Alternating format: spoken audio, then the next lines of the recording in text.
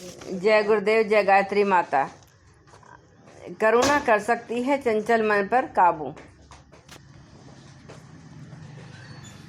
अंतर यात्रा विज्ञान पर हर निर्मल योग साधक की आंतरिक गुत्थियों को सुलझाता है।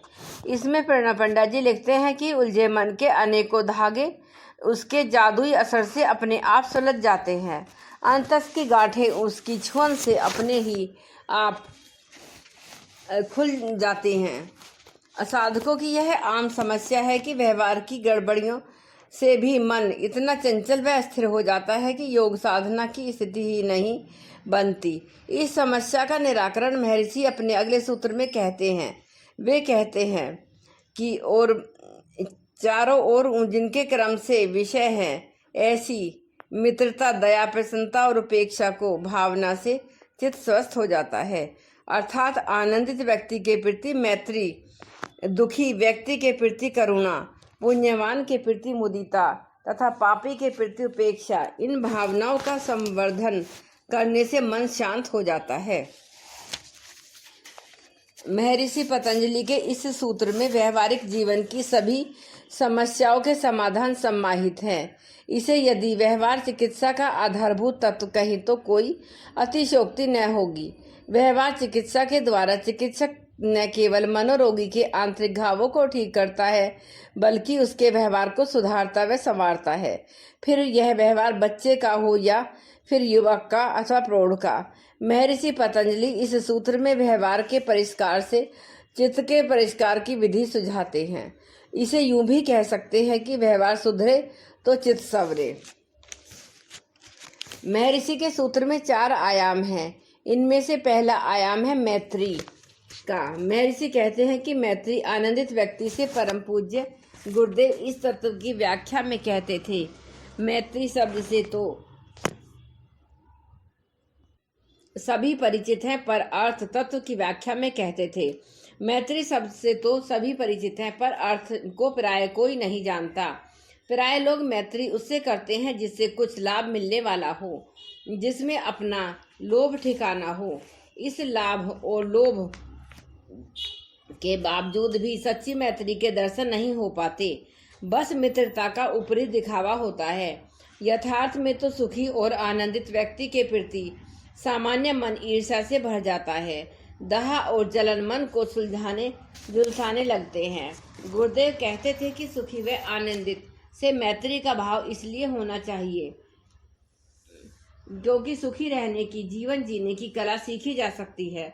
उससे आनंदित होने की तकनीकें जानी जा सकती हैं। उसके सहचर्य में जीवन की सही डगर खोजी जा सकती है।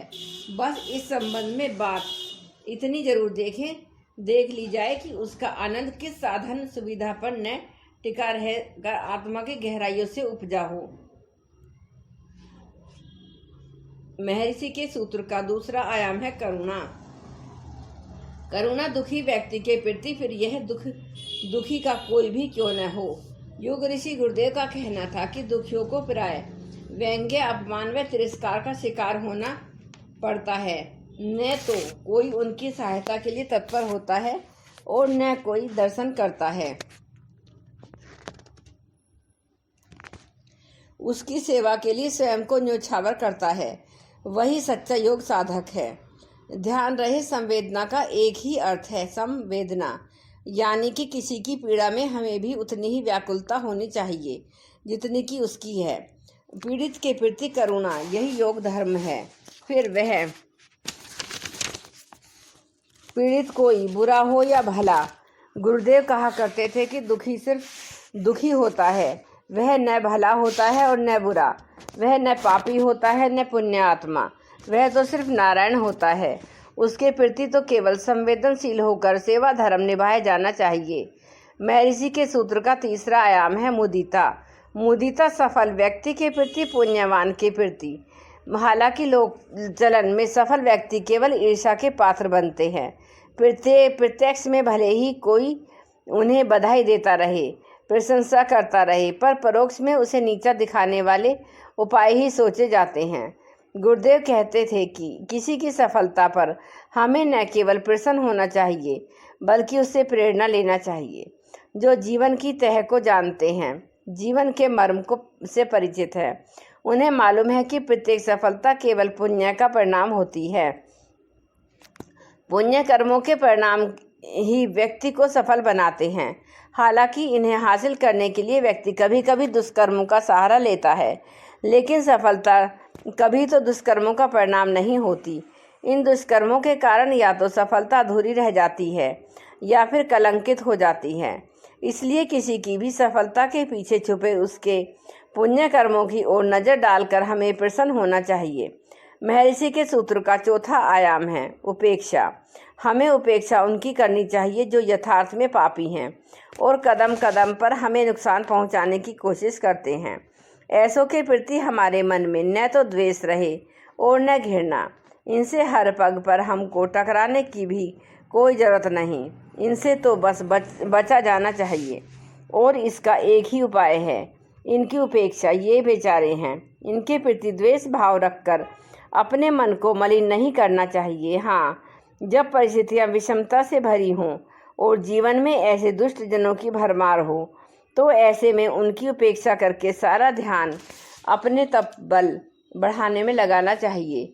यह तप ही हमें इन पापियों से बचाता है और इसी से जीवन की नई राहें खुलती हैं।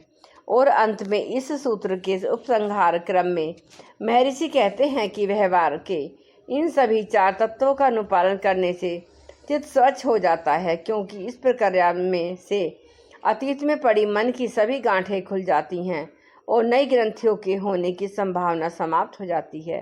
बस अंतस का समाधि संपूर्ण परिष्कार ही इस व्यवहार साधना का मर्म है। जय गुरुदेव, जय गायत्री माता।